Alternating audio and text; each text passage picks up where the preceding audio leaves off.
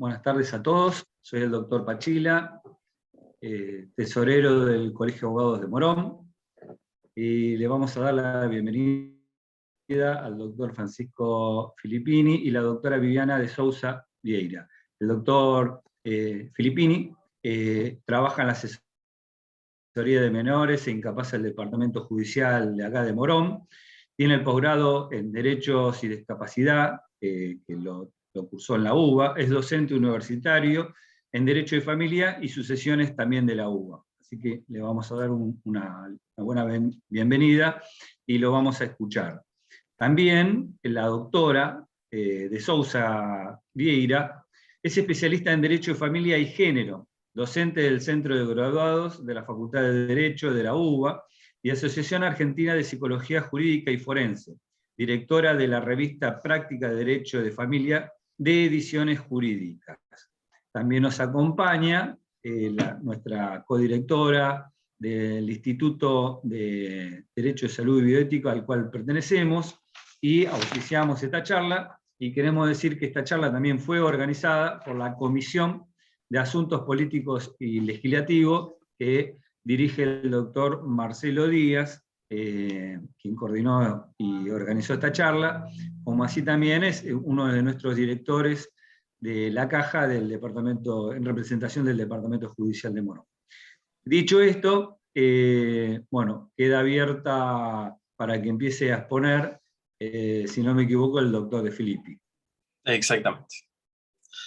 Bueno, muchísimas gracias. Primero, bueno, quiero agradecer a las autoridades del Colegio de Abogados de Morón, al doctor Jorge Frega, al doctor Pachila, al doctor Díaz, por abrir las puertas de su institución y, bueno, darnos la oportunidad de poder acercarle esta charla a todos ustedes y, sobre todo, bueno, agradecer también a ustedes que se han hecho el tiempo para escucharnos. Vamos a tratar de mantener hoy una charla bastante concisa, objetiva, bien directa a lo que corresponde a la Ley de Salud Mental, la 26657, que es bastante objeto de debate ya hace largo tiempo, pero aparentemente se ha focalizado muchísimo más en este último tiempo. Y a ver qué nos espera el día de mañana con los proyectos de ley que ya se están trabajando y presentando en las diferentes comisiones de Congreso. Para poder empezar a abordar estos temas, tenemos que entender cómo es que se llegó a esta ley, es decir, cómo es que apareció la ley 26657. La realidad es que la ley se promulgó en el año 2010, pero ya venía con antecedentes, con su propio proyecto de ley del año 2007. Más allá de las comisiones o los dictámenes que se hacían en comisiones de diferente tipo de índole, como era acciones social o salud pública, por ende ya existía un debate previo bastante amplio con respecto a los alcances que podría llegar a existir con la ley 26657. Ya recogía fundamentos que eran ampliamente aceptados a nivel internacional. De hecho, si vemos los primeros artículos de la ley, lo primero que vamos a hacer son la recepción de los tratados internacionales de derechos humanos, Convención Internacional de Personas con Discapacidad. Entonces ya vemos que tiene un gran trasfondo de todo aquello, toda la legislación del derecho internacional que se fue gestionando de mucho antes, muchísimo antes de la legislación propia que tenemos hoy. De hecho, si nosotros tenemos en cuenta esta legislación a nivel nacional, ya podemos compartir que existían diferentes tipos de legislaciones provinciales previas a aquella que se promulgó en el 2010. Es decir, existían leyes provinciales respecto a la materia, por ejemplo en San Luis, en Chaco, provincia de Buenos Aires, la ciudad autónoma de Buenos Aires también. Y una de las que más se tuvo en cuenta para la promulgación de la ley actual fue la de Río Negro. Lo que tenían en común, o el común denominador de todas estas leyes provinciales que después se fueron derivando a esta posterior nacional, ¿sí?, era que todas mantenían el carácter excepcional de las internaciones, siempre variando sobre un grado de institucionalización. Algunos estaban desde la prohibición expresa de la creación de hospitales monovalentes, cuestión que se ha introducido en forma directa a esta propia ley, ¿sí?, como el régimen de puertas abiertas, que entre uno de estos, el pionero en este sentido fue el Río Negro. Entonces, más allá de todos estos antecedentes y las cuestiones que vamos a ver, porque dentro de la práctica nosotros observamos bastantes dificultades, bastantes problemas con respecto a su aplicación y las críticas que se fueron suscitando a lo largo del tiempo, ¿sí? No obstante ello, la ley de salud mental, antes de que sea promulgada, también tenemos que aportar que fue bastantemente debatida dentro de lo que fue el Congreso de Salud Mental y Derechos Humanos que se suele celebrar en nuestro país, ¿sí? Más allá de las mesas nacionales de salud mental y justicia de derechos humanos y la mesa federal de derechos humanos que suele dar también en Neuquén. Con esos antecedentes vamos a asegurar que la ley 26657 ha modificado o complementado en este sentido dos normas muy especiales. Primero principal fue la ley 340, la que mantenía el derogado Código Civil, ¿sí? Que fue obviamente sustituido por el Código Civil Comercial con posterioridad.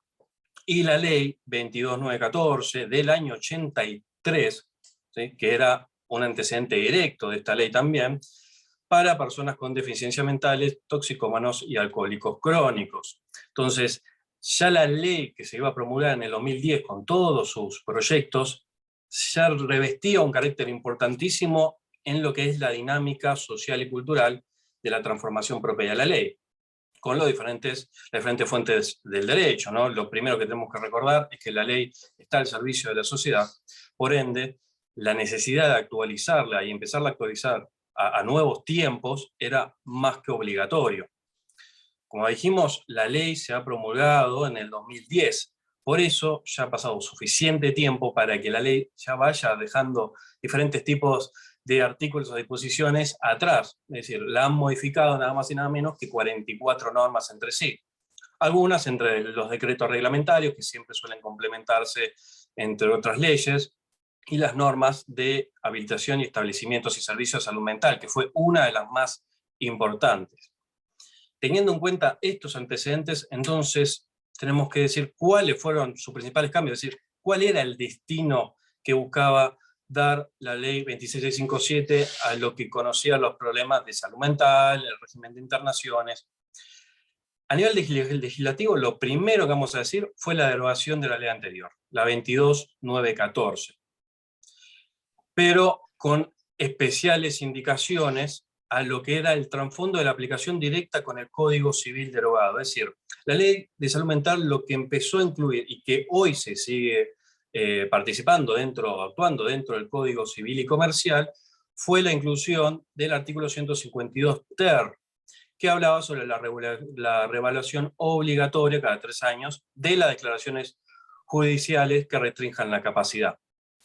Pero a su vez, y cuestiones que van completamente a la materia de internaciones, fue el tan cuestionado en su momento artículo 482 del Código Civil, en el cual estaban modificándose los estándares de peligrosidad, cuando en su momento el Código hablaba de cierta actitud peligrosa que habría de temer que pudiera cometer una persona en determinada condición. Bueno, lo primero que quiso cambiar la ley entonces en este sentido fue actualizar un poco este artículo y que después fue incluido también dentro de los preceptos básicos del Código Civil y Comercial y empezó a modificar este juego de palabras, como lo llamaron en su momento, a sustituirlo por el peligro cierto e inminente para sí o para terceros, como máxima propia del criterio de internación.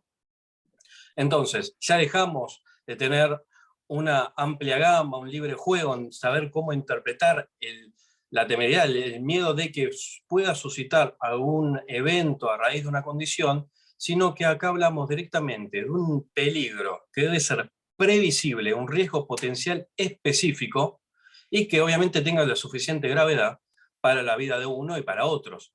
Por ende, la evolución de la norma ya se vio en forma directa. También podemos verlo a nivel de los énfasis en la evaluación interdisciplinaria. Y esto hablamos, y recuerdo siempre, de los objetos de la ley 26657. ¿Qué esperaba la ley 26657 lograr? ¿Cuál era la meta? Después vamos a ver qué fue lo que pasó en realidad, cuál es lo que entonces se le critica, cuál fue el problema en su aplicación. Pero hablando de cuál era la meta específica también, era ampliar la evaluación interdisciplinaria.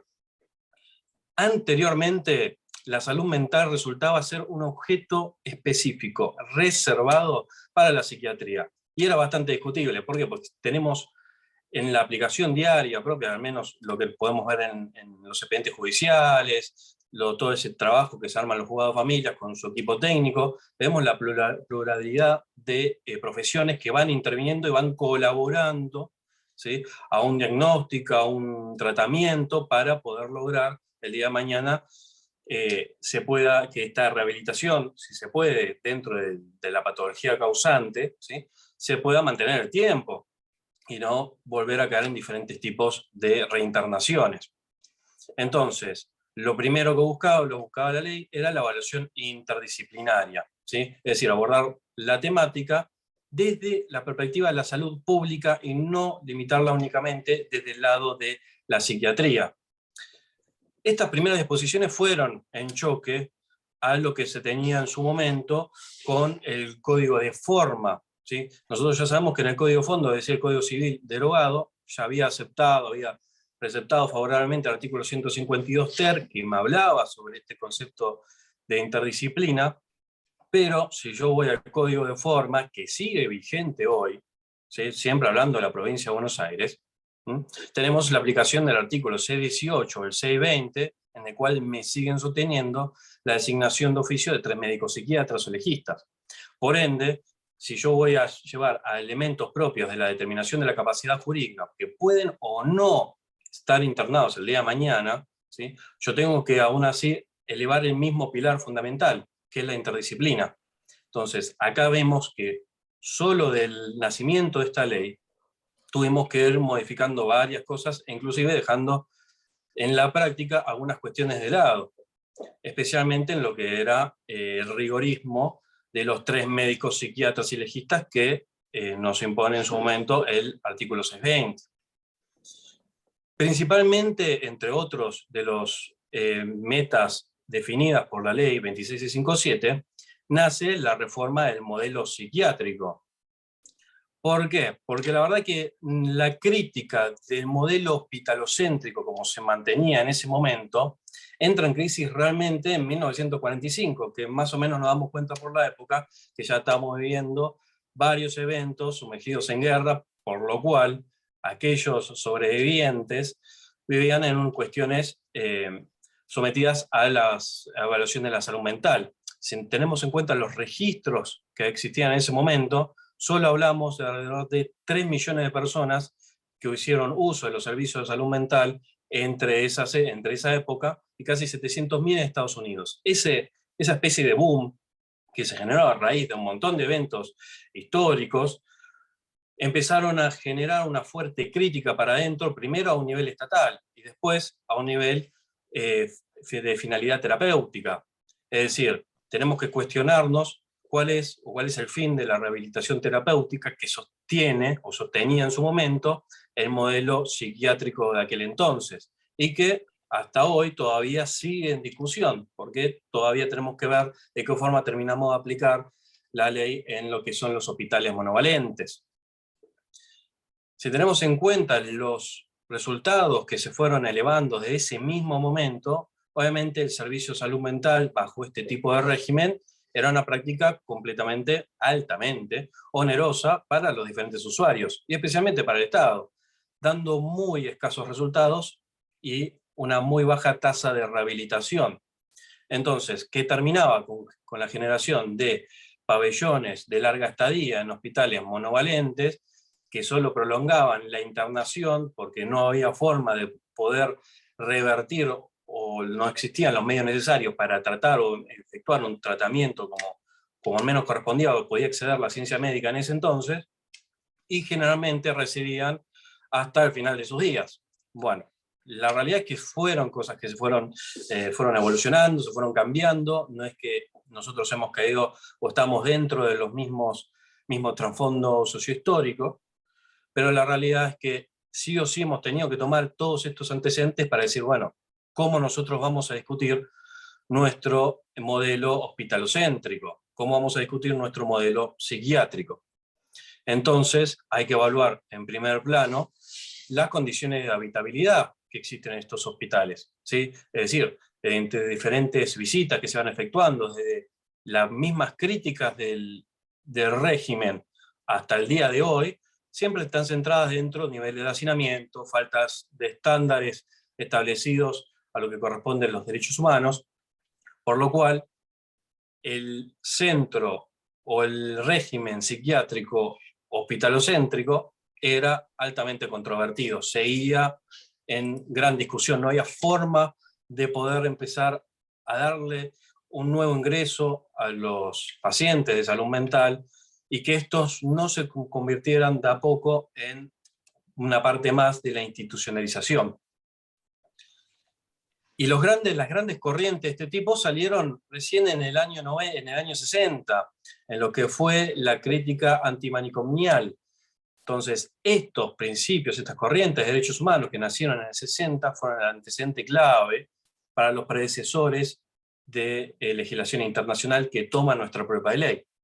Los predecesores, como por ejemplo fue la ley 180 del 78 en Italia, ¿sí?, que después fue integrada por la 833, que hablaba, o fue una de las pioneras, en la transformación a un modelo psiquiátrico con orientación comunitaria, tal como lo predispone hoy la Ley de Salud Mental. Después ha tomado otras leyes, otros antecedentes a nivel internacional, como la Ley 527 del 90 en Francia, o la Reforma Española en el 86, y finalizando con una de las más recientes, más cercanas al momento de la sanción de la Ley 26657, que fue la Ley Federal de Salud Mental en el año 2001 en Brasil.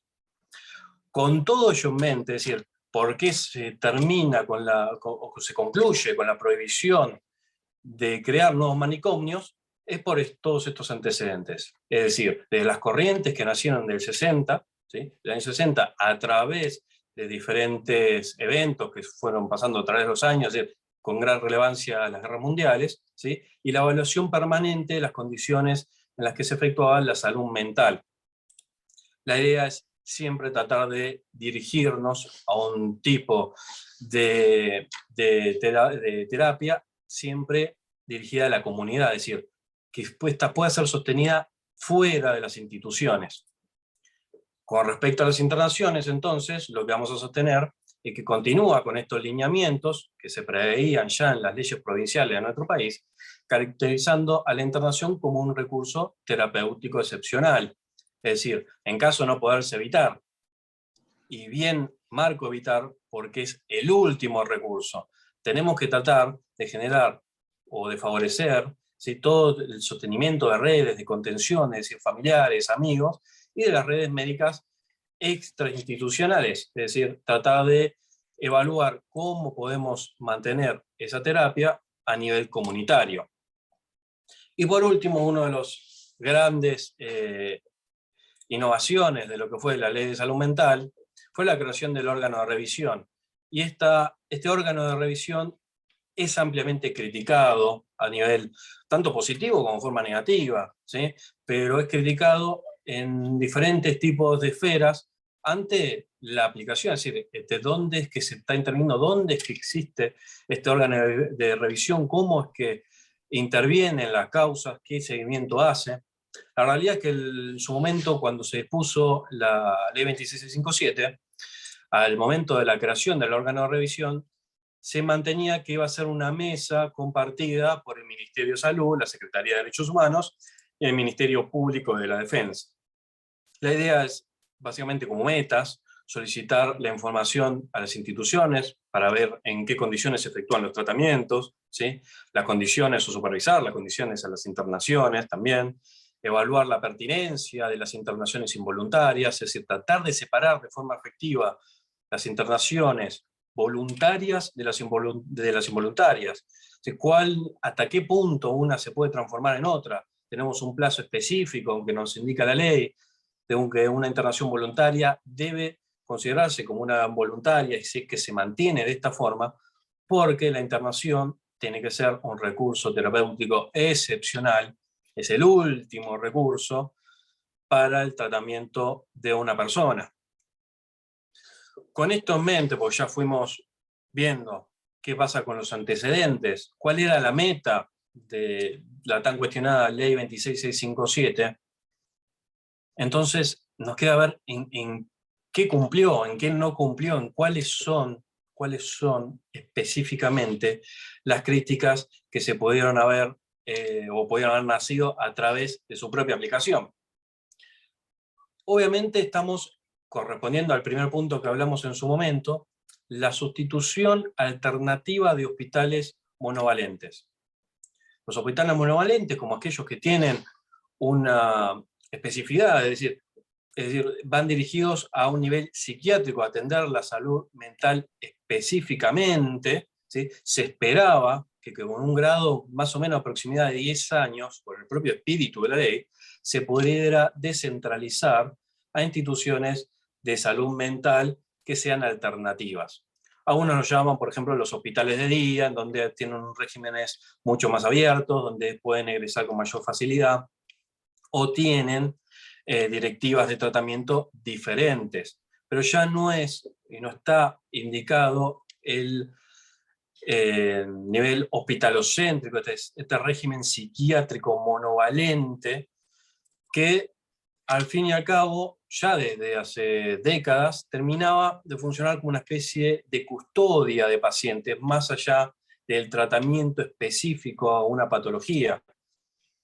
Muchos han catalogado en su momento, ya ni bien salió la ley, como una cuestión utópica. Es decir, poco se ha hecho antes de la ley para que este tipo de metas se pueda cumplir. La realidad es que la ley fijó un punto de partida, ¿sí? Fijó un punto de partida, pero no obstante, ya existía un amplio margen de previsibilidad de sus escasos resultados. Entonces, si terminamos con esta ley como si fuera una especie, un conjunto de buenas voluntades, sin marcarnos una ruta específica, es decir, más allá del tiempo que yo le pueda dar a la ley para cumplir una meta, si no veo qué es lo que se estuvo haciendo antes, estamos destinados al mismo fracaso. Es por eso que la realidad es que los hospitales que se pretendían sustituir, y se pretendían sustituir por la propia aplicación del artículo 27, siguen en actividad. Esa es la realidad. Entonces, si por ejemplo nosotros vamos a anuncios oficiales, como por ejemplo lo fue el de la provincia de Buenos Aires en el año 2020, donde emitió un comunicado especial el Día de los Derechos Humanos, sosteniendo el cierre de pabellones de larga estadía, por ejemplo, son medidas que son ampliamente receptadas, es decir, van perfecto y siguen al espíritu de la ley, pero la realidad es que la ley no indicaba únicamente el cierre de pabellones, no indicaba solamente la transformación de los hospitales monovalentes, sino que estaba hablando de sustitución. Y cuando hablamos de sustitución es porque nosotros tenemos que generar las vías alternativas, ¿sí? Las herramientas suficientes para que estos hospitales puedan terminar de cumplir la meta máxima establecida por la ley, cerrar o terminar de concluir el régimen psiquiátrico hospitalocéntrico. Entonces, con modificar únicamente la perspectiva de la ley de salud mental, es decir, no solo tomar la salud mental como algo específico, sino también tomarla desde el lado de la perspectiva de la salud pública, tengo que tomar en cuenta el cierre, la sustitución, como corresponde, como bien lo indicó la ley del artículo 27, la sustitución definitiva de los hospitales en su momento llamados monovalentes. Una de las grandes críticas también que se realizaron y que obviamente se dio en los problemas grandes de la aplicación de la ley, es siempre el margen presupuestario. Porque si yo ya tengo como una meta específica alrededor de 10 años para tratar de sustituir con alternativas autosuficientes el régimen hospitalocéntrico, bueno, tengo que saber cómo puedo llegar a esa meta, es decir, qué margen del presupuesto yo voy a contar para poder lograr ese objetivo. El artículo 32 estipulaba, o sigue estipulando hasta ahora, que más o menos se mantiene un plazo de 3 años y se aumentaría en forma progresiva el presupuesto designado a un 10%. En un plazo de 3 años, a un nivel progresivo, ¿sí? Y un 10% para el cumplimiento de las metas específicas señaladas por la ley. Ahora, la realidad es que si nosotros empezamos a indagar sobre esta cuestión, vamos viendo los presupuestos anteriores, qué información a mí me arroja el Ministerio de Economía de la Nación, difícilmente se ha superado el 2%. Difícilmente se ha superado el 2%. Entonces, ahí tenemos una crítica fundamental. ¿Qué es lo que ha pasado en el medio con el margen presupuestario? ¿Cuál es el destino que se le ha dado a los hospitales y cómo estos lo han invertido para que año tras año se sigan evaluando ciertas condiciones a nivel en materia de derechos humanos que todavía tenemos que mejorar? La ley ha servido, fijó un punto de partida, lo que no quita que lamentablemente se haya cumplido en su totalidad o que no haya bastantes cosas que arreglar o tener en cuenta para los proyectos de ley.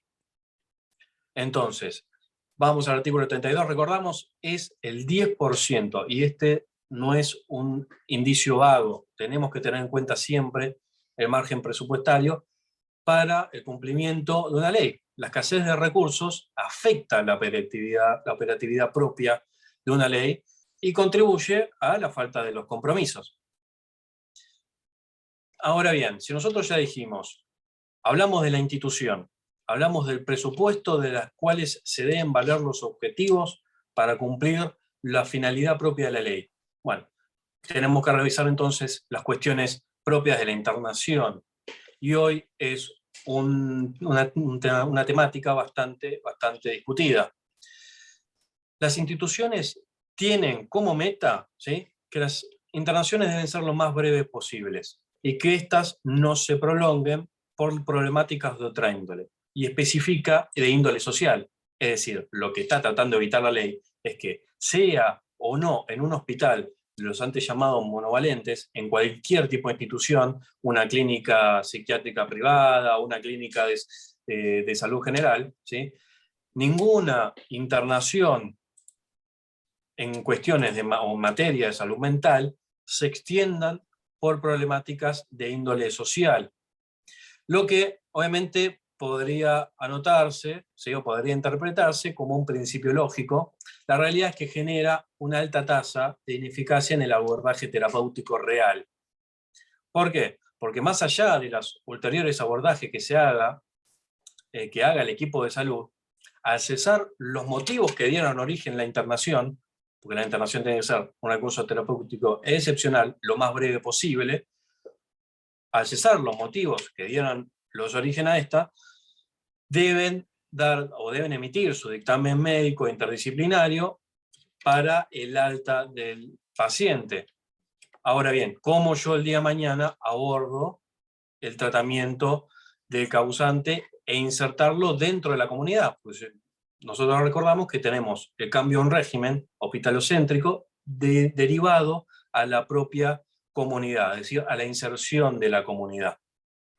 Entonces, acá es donde empezamos a ver cuál es el acompañamiento familiar, y si es que lo tiene, el acompañamiento familiar, si no son pacientes que se han encontrado en situaciones de calle, como suele pasar, o pacientes que no tienen acompañamiento familiar, es decir, no tienen referentes familiares, o conocen la situación, no se acercan, no tenemos un núcleo familiar continente, ¿sí?, o allegados, o referentes familiares. Todo esto, si yo ceso, ¿sí?, los elementos propios o los motivos que dieron la internación, fácilmente puedo prever que el día de mañana se va a traducir nuevamente en una internación, en una reinternación. Entonces, amplios son los expedientes en donde nosotros solemos ver como carátulas repetidas, pacientes que suelen salir, están 3 meses internados, se los externan y no pueden mantener un régimen terapéutico suficiente para que dentro de 2 o 3 meses vuelvan a ingresar al mismo sistema. Hay un programa que en este sentido está muy bueno y que trabaja sobre esta cuestión, que es el PREA. El PREA es un programa de externación asistida con inclusión social. Y cuando vamos evaluando cómo se van haciendo las referencias de este programa, vamos viendo que los causantes egresan, los pacientes egresan, ¿sí?, de las instituciones propias, entran a predios de los hospitales, pero son predios que se mantienen alejados, digamos, de la vida común, de la vida original del pabellón psiquiátrico. Entonces suelen mantener régimen de alquileres con otros pacientes, se los suele controlar, están asistidos por un equipo interdisciplinario, ¿sí? Es decir, asistentes sociales que van valorando cómo se incluyen o cómo entran dentro de la comunidad, cómo van desarrollando sus tareas, si pueden conseguir trabajo. El programa PREA se llama. Si pones PREA, Programa de Externación Asistida, te aparece automáticamente. Este programa ha dado muy buenos resultados. Obviamente hay mucho para trabajar, pero sin duda es un buen punto de partida. ¿Qué pasa con el acompañamiento, entonces, efectivo de la post-externación? ¿Sí? Porque ocurrida la externación, cesamos los motivos que dieron origen, ¿sí? Ocurrida la externación, ¿sí? Y en qué caso que cuenten familiares con lo que lo acompañen, se suelen brindar o instruir en mecanismos de alarma y mantenimiento de plan farmacoterapéutico. Sin perjuicio, es decir, cada vez que alguien egresa con un familiar, se le indica, bueno, estas son las señales de alarma, cómo se toma la medicación, cómo podemos abordar ciertas situaciones diarias difíciles para tratar de garantizar el plan farmacoterapéutico. Entonces, ¿cómo hacemos frente a la vida comunitaria del paciente recién egresado? Bueno, la realidad es que este tipo de régimen tampoco que se ajusta a la realidad terapéutica, porque las familias realmente se encuentran desbordadas y no hace falta mucho, no hace falta ser ni especialista en el tema, ni dedicarse. La realidad es que hay que prender la televisión, la radio, leer el diario, y vamos a encontrar numerosos artículos sobre esta cuestión en donde, y obviamente varios que son de público conocimiento, en donde las familias se encuentran desbordadas, no tienen un norte más allá de que uno les vaya indicando para cómo podemos asistirlos a nivel diario en forma terapéutica, qué herramientas más pueden tener, qué acceso a la asistencia y acompañamiento nosotros les podemos dar a los familiares para garantizar la continuidad del régimen terapéutico. Y que obviamente no se vuelva a transformar en progresivos situaciones de riesgo, donde algunas quizás las pudimos controlar, lo charlamos, pero el día a día se va sumando y las familias cada vez están más preocupadas ante la falta de asistencias y las alternativas satisfactorias, porque en definitiva las familias vuelven a concurrir al mismo sistema que se trata de todas formas de evitar, es decir, volvemos a caer en una internación, o no tengo forma de efectuar un tratamiento o sostener un tratamiento terapéutico diario a nivel comunitario, entonces volvemos a caer en el mismo sistema y se genera otra vez la reinternación. Por último, ya ir cerrando un poquito entre las últimas dos críticas grandes que se le hacen a la ley, hay una cuestión muy específica y que realmente espero, ahora la doctora Sousa Vieira nos lo va a ir indicando, pero espero que realmente sea uno de los objetos de las diferentes reformas, ¿sí? Es decir, hablamos de la interdisciplina a la multidisciplina. Es decir, nosotros hemos hablado como grandes avances el dinamismo entre el equipo interdisciplinario, cómo se ha ido alojando en las diferentes esferas a nivel legislativo, pero desde el comienzo de la ley se empezó a crear una problemática en este sentido. Es decir, cuando nosotros hablamos de la interdisciplina, podemos citar automáticamente, por ejemplo, el artículo 8 o el artículo 12, si mal no me equivoco, en donde hablamos de formas expresas que la administración de fármacos se encuentra en cabeza de un equipo interdisciplinario. No obstante, no hace aclaraciones de rigor al mencionar obligatoriamente las indicaciones de un psiquiatra, y eso lo vamos a encontrar en el artículo 12. Sí, y me parece un gran logro en este sentido, por ejemplo, que el artículo 8 cuando habla que la atención de salud mental esté a cargo de un equipo interdisciplinario. Sí, porque varias ramas son muy necesarias. El psicólogo es necesario, el psiquiatra es necesario, el trabajador social es igualmente necesario, y otras que van asistiendo, como es a nivel enfermería, entre otras. Entonces, acá tenemos que recordar, y algo que fue altamente criticado, por ejemplo, por la Asociación Argentina de Psiquiatría, era recordar, ¿sí?, que la administración o las indicaciones de fármacos resulta ser propiamente un acto médico. Por ende, el tratamiento de la salud mental está involucrada, sí o sí, la psiquiatría. Entonces, lo que hablamos entre la diferencia entre interdisciplinario y multidisciplinario es que cada rama, cada profesión participe en todo el proceso. Hablamos de diagnóstico, tratamiento, ¿sí? Pero debemos recordar cada una de su campo específico. Entonces, si nosotros podemos poner en la misma cabeza del psicólogo o ni hablar de un asistente social las indicaciones farmacoterapéuticas, podemos estar en un gran problema. Creo que es una de las cosas, en mi opinión, que son las primeras que tenemos que cambiar, de hablar de multidisciplina.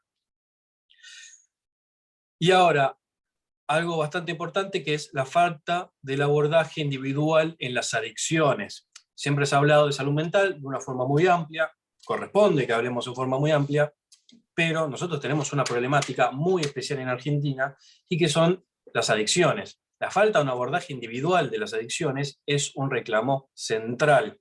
¿Sí? Son cuestiones de público conocimiento. La sociedad necesita, ¿sí?, que más allá de las indicaciones que fuimos mencionando, se contemple de una forma individual esta problemática que afecta a una gran porción que queda en una franja gris.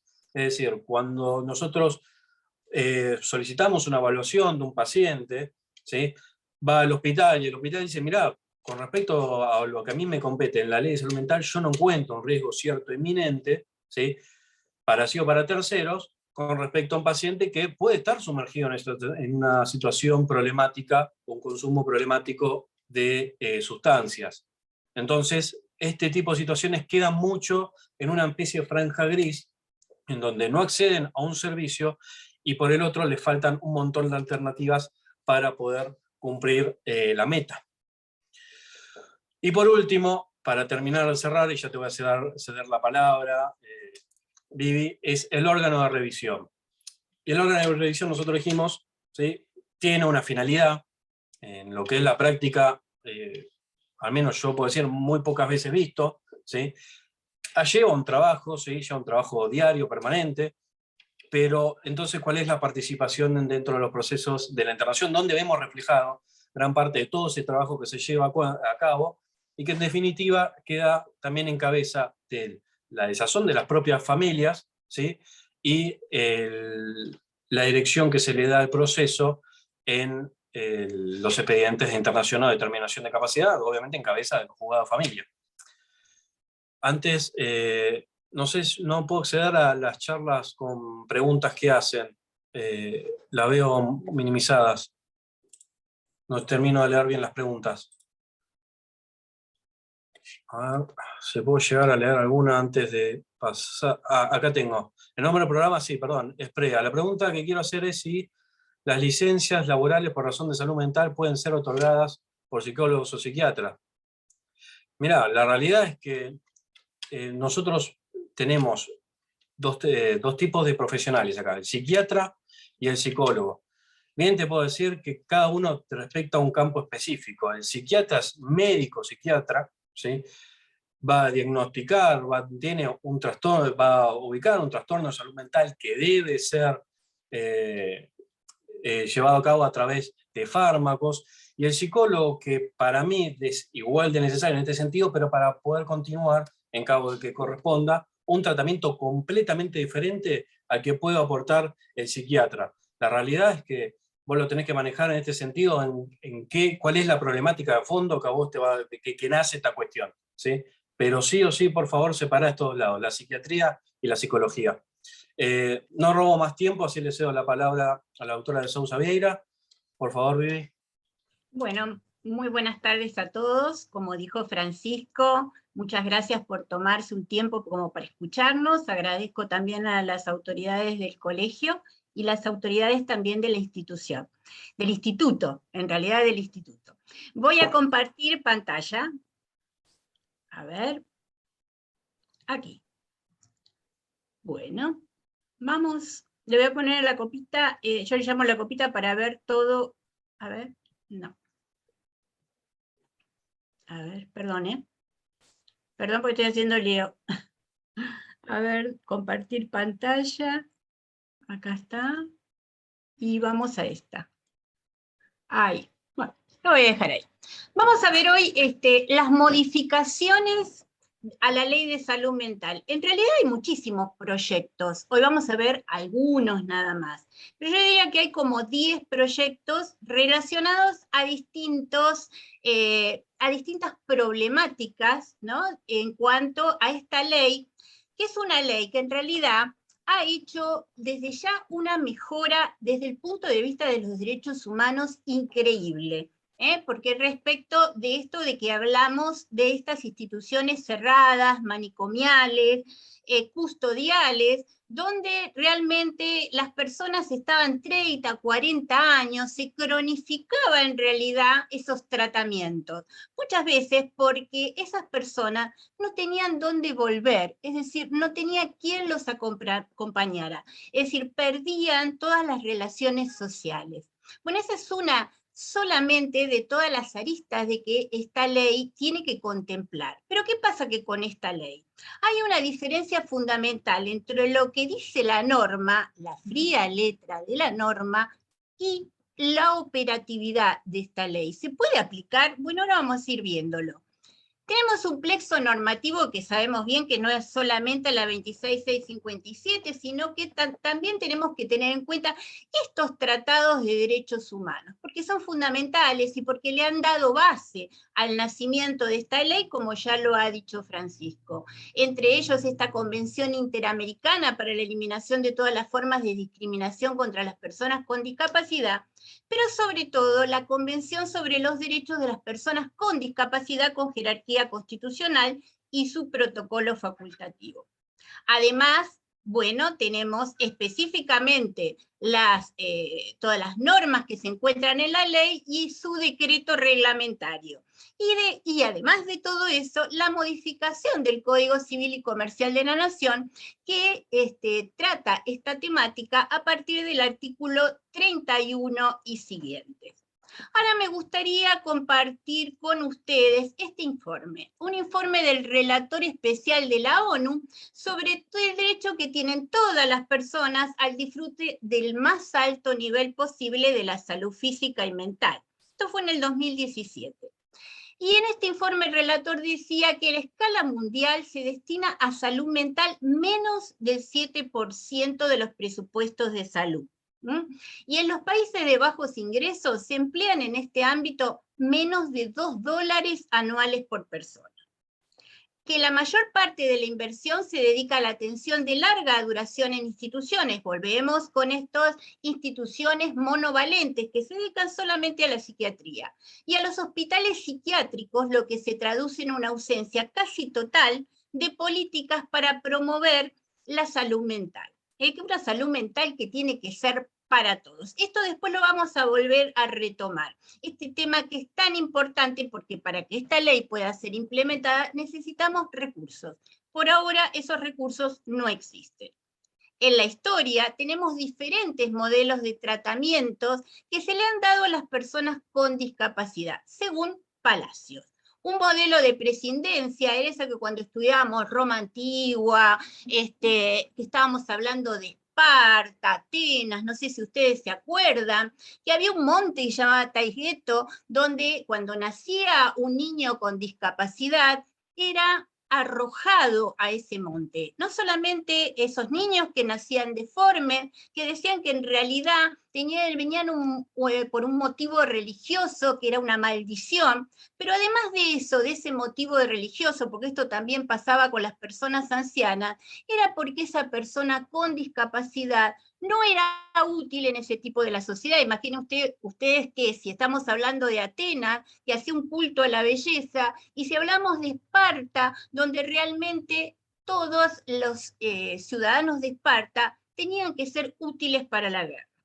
Pasamos, gracias a Dios, que después estas leyes que llamaban leyes de Licurgo, viene Pericles y bueno, deroga todo eso. Y pasamos en la historia a lo llamado modelo rehabilitador. ¿Qué quería decir este modelo rehabilitador? Bueno, quedaba claro que las causas que originaban la discapacidad eran científicas, derivadas de limitaciones individuales de las personas.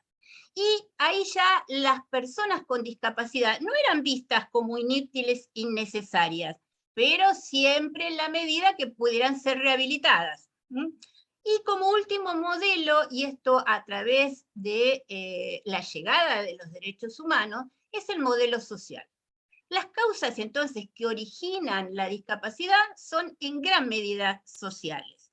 Es una construcción entonces la discapacidad, un modo de opresión social y apunta a la autonomía de la persona con discapacidad, para la cual deben elimitarse cualquier tipo de barrera. Ahora, en función de esto, entonces, tenemos esta ley de salud mental que tiene sus luces y sombras, y en realidad hay determinados artículos que en la práctica no se pueden aplicar. ¿Qué pasa esto? Hay un clamor social que lleva a que en las agendas legislativas estos temas tienen que ser tratados. Y de esta manera se han presentado varios proyectos. Vamos, uno de ellos, el de Gutiérrez Hernández, que es la modificación, lo que propone es la modificación del artículo 5 de la Ley de Salud Mental y le incorpora el artículo 20 bis. Esto que había hablado Francisco anteriormente, ¿qué se llama esto de concepto de riesgo cierto e inminente? Este artículo 5 de la Ley de Salud Mental, que aún no fue reglamentado, nos habla de la existencia de diagnóstico en el campo de la salud mental. No autoriza en ningún caso a presumir riesgo de daño o incapacidad, lo que solo puede deducirse a partir de una evaluación interdisciplinaria de cada situación particular en un momento determinado. Este proyecto, ¿qué hace? Lo modifica este artículo y entonces habla a partir de una evaluación interdisciplinaria de cada situación particular en un contexto y circunstancias actuales determinadas. Luego nos habla de la internación involuntaria, la modificación. Habíamos hablado del artículo 20, que debe concebirse la internación, había dicho Francisco, como último recurso terapéutico, en caso de que no sean posibles abordajes ambulatorios, y solo puede realizarse cuando a criterio del equipo de salud mediara una situación de riesgo cierto e inminente para sí y para terceros. Para que procediera a la internación involuntaria, además de los requisitos comunes a toda internación, se debía hacer constar un dictamen del profesional de servicio asistencial que realiza la internación, ausencia de otra alternativa eficaz para su tratamiento, informe acerca de las instancias previas implementadas si las hubiera. Además de este artículo, este proyecto agrega otro artículo, el 20 bis, que se entenderá a los fines de la presente ley el concepto de riesgo cierto e inminente, que sería aquella contingencia o proximidad de un daño que pueda producirse en las circunstancias de un sujeto en forma inmediata o muy próxima en el tiempo. Se entenderán como riesgos ciertos e inminentes los posibles sucesos que pudieran generarse en días posteriores a la evaluación realizada por los profesionales y que amenacen o causen perjuicio a la vida o integridad física de la persona o de terceros. En ese caso, el equipo profesional interveniente puede valerse para la evaluación de aspectos contextuales formales recientes, por ejemplo, la constatación de episodios de auto o heteroagresividad que pongan en riesgo la vida propia o de terceros, así como la evaluación de otros equipos interdisciplinarios tratantes en este periodo. Esto es muy importante, esto del riesgo cierto e inminente, porque hubo hechos que en realidad, cuando ese momento, determinar cuándo ese momento, cuando no había todavía una evaluación interdisciplinaria. Yo no sé si se acuerdan en el 2020 que hubo una situación de una policía montada, en realidad era un policía que se llamaba Roldán, que bueno, que se acerca al Malva, en un café que había en el Malva, porque ven a través de cámaras que había un señor que estaba vociferando y se acercaba a la gente en forma amenazante. Bueno, enseguida se acerca, no solamente él, sino varios, y entonces tratan de disuadirlo. Y en ese momento esa persona saca de una mochila un cuchillo y lo mata. Previamente, bueno, él le tira, puede disparar y de esa manera puede neutralizar la situación. Pero en este caso, el peligro cierto e inminente se dio en un momento, en un instante. era muy difícil establecer un equipo interdisciplinario para que determinara si ese concepto de riesgo era en ese momento determinado. De hecho, también hubo varias situaciones similares. Por ejemplo, yo no sé si ustedes se acuerdan, estas chicas que salieron de Bellas Artes en La Boca, que eran estudiantes de Bellas Artes, y un veterinario cordobés las apuñaló, mató a 2, y a uno de sus compañeros los dejó herido. Entonces, ¿en qué momento, de qué forma uno puede prever? Esto, como dice este artículo 20 bis, ¿podrá valerse para la evaluación de aspectos contextuales formales recientes? A ver si había tomado conocimiento de que estas personas eran peligrosas, o hay que llegar a ese concepto de riesgo cierto e inminente en un momento o en un instante.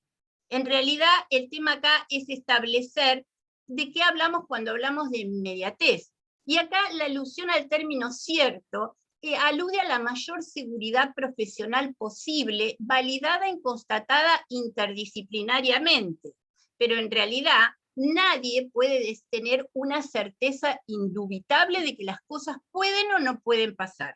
Ahora, en realidad, esta evaluación interdisciplinaria no es solamente para dar un diagnóstico, ¿sí? No se incluyen riesgos derivados de actitudes o conductas que no estén condicionadas por un padecimiento mental, porque puede haber, en ese momento, no hay un padecimiento mental, pero puede haber un brote psicótico en un momento determinado. Ahora, las fuerzas de seguridad que toman contacto, esto lo dice el artículo 20 bis, en la modificación, con una situación de riesgo cierto e inminente para la persona o para terceros por presunto padecimiento mental, deberán intervenir procurando evitar daños, dando parte inmediatamente y colaborando con el sistema de emergencia sanitaria que corresponda. La autoridad de aplicación, en conjunto con el Ministerio de Seguridad, va a elaborar protocolos de intervención y capacitar a esos agentes, a fuerzas de seguridad, para evitar daños mayores. Aún en el marco de una internación involuntaria, debe procurarse que la persona participe en la decisión que se tome en relación a su tratamiento. Este tema de las fuerzas de seguridad es muy importante y ustedes lo deben haber escuchado también en todo tipo de, no solamente en las redes, sino también en los diarios, por el tema de Chano, ¿no? de la madre de Chano Charpentier. Pero ese no fue solamente el único caso. Hay otros casos que han quedado un poco invisibilizados y han llegado a situaciones mucho más críticas. De hecho, hubo un caso, no hace mucho, de María, en el 2017, de una docente y bibliotecaria que llega a una comisaría de Rosario para hacer una denuncia. En realidad parece que en ese momento sufre un brote psicótico y esta policía la lleva a una celda donde no había ni camas, no había nada, y aparece muerta. Y este homicidio, en realidad, porque es muerte dudosa, es porque el cuerpo de esta mujer estaba lleno de golpes, ¿sí? Y desde esa forma también hubo otros casos, por ejemplo, en el caso de Matías Ruiz, que fue en Salta, en el Parque San Martín. Era un muchacho de 27 años que la policía lo encuentra desnudo en pleno julio, corriendo por el Parque San Martín. Y en ese momento, en vez de llamar a la ambulancia, porque en realidad enseguida se daban cuenta de que tenía un problema de salud mental, en vez de llamar a una ambulancia lo detienen, ¿sí? Llaman a la ambulancia 1 hora después. El muchacho, cuando llegó la ambulancia, estaba muerto. Y los médicos se encuentran que además de estar golpeado, tenía la marca de un borcego en la espalda. Otra situación, digamos, de crudeza en la represión de personas que padecen este tipo de brote, y en realidad no se tiene en cuenta porque no hay una preparación específica con respecto a las fuerzas de seguridad. Lo mismo pasó en Entre Ríos, ahora en el 2021, con Victoria Núñez, una mujer trans, que su pareja la había llamado al 911, también por un brote psicótico, y la policía, para llevársela, se subieron a la espalda. 6 policías se subieron a la espalda. Cuando llegan sus familiares, se encuentran que la misma estaba muerta. Entonces, en función de eso, este artículo, este pedido de la reforma que agrega este protocolo para capacitar a las fuerzas de seguridad. Específicamente los fundamentos de este proyecto hablan del concepto de riesgo cierto e inminente de esta ley y su decreto reglamentario, y determinan que en la práctica hay criterios encontrados en los equipos profesionales, provocando dificultades serias para que dicha devaluación pueda resultar decisiones compulsivas sobre el devenir terapéutico del paciente. Además, las evaluaciones interdisciplinarias que solo se valen de la escucha momentánea del paciente resultan parciales, una historia, e insuficientes, desconociendo la existencia del real riesgo cierto e inminente y provocando errores graves en la estrategia terapéutica que desde entonces se desprende. La redacción inicial de la 26657 en su artículo 5 hablaba de momento determinado. Entonces, la visión estaba puesta de estos profesionales en un instante en el tiempo, un aquí y ahora, limitando la posibilidad de inferir el daño inminente posterior. Es decir, si en el momento de la evaluación no había ningún problema, no había signos de que esa persona pudiera tener un diagnóstico que realmente llevara a inferir un daño cierto e inminente, realmente no tomaban intervención. Pero acá lo que habla es que hay que ver un poquito más allá, ¿sí? Y en la interpretación cotidiana, nos dice el fundamento de este proyecto, parece confundirse el concepto de inminente con inmediato, ¿sí? La ley menciona claramente el concepto de inminente, que podría interpretarse como que está a punto de suceder o que está muy próximo en el tiempo. Mientras que inmediato alude a algo que sucede o se realiza justo antes o justo después de otra cosa, sin mediar tiempos entre ellas. Bueno, entonces lo que tenemos que evitar son interpretaciones literales de este término. Ahora, lo mismo podemos hablar con respecto al concepto cierto. Con el mismo se alude a seguridad, validada de las apreciaciones e inferencias realizadas por los profesionales intervenientes, pero que difícilmente puedan ser expuestas como certezas. De ser así, no podría evaluarse prácticamente en ninguna situación la presencia de riesgo cierto e inminente, ya que las herramientas subjetivas de evaluación con las que cuentan no tienen ese rigor de verdad en el discernimiento, sino que son apreciaciones profesionales de conductas humanas que justamente por tal condición guardan un porcentaje indeterminado de imprevisibilidad. Entonces, el concepto no puede implicar un desconocimiento de aspectos vitales recientes ni validar una evaluación atemporal. La mayoría de las contradicciones que en la práctica se repiten, por ejemplo, entre equipos de salud que realizan observaciones opuestas de un mismo paciente en un mismo periodo, se encuentran relacionadas con lecturas técnicas encontradas del concepto. Se incluye en el texto párrafos textuales del decreto reglamentario. Las fuerzas de seguridad que toman contacto con una situación de riesgo cierto e inminente para la persona o para terceros por presunto padecimiento mental deberán intervenir procurando evitar daños. Entonces, es decir, que a la fuerza de seguridad se le da la función de determinar esa situación de riesgo cierto e inminente, porque el policía del Roldán, cuando actuó, o por ejemplo, la policía cuando fue en el momento que la llamó la madre de Chano, tienen que decidir si hay una situación en ese mismo instante de riesgo cierto e inminente, porque si no, no podrían actuar. lo que correspondería, en realidad, si no se diera esa situación, es trasladarlo, ¿sí?, enseguida para ser evaluado. Pero muchas veces esto, es decir, es una línea de tiempo, es decir, muy corta.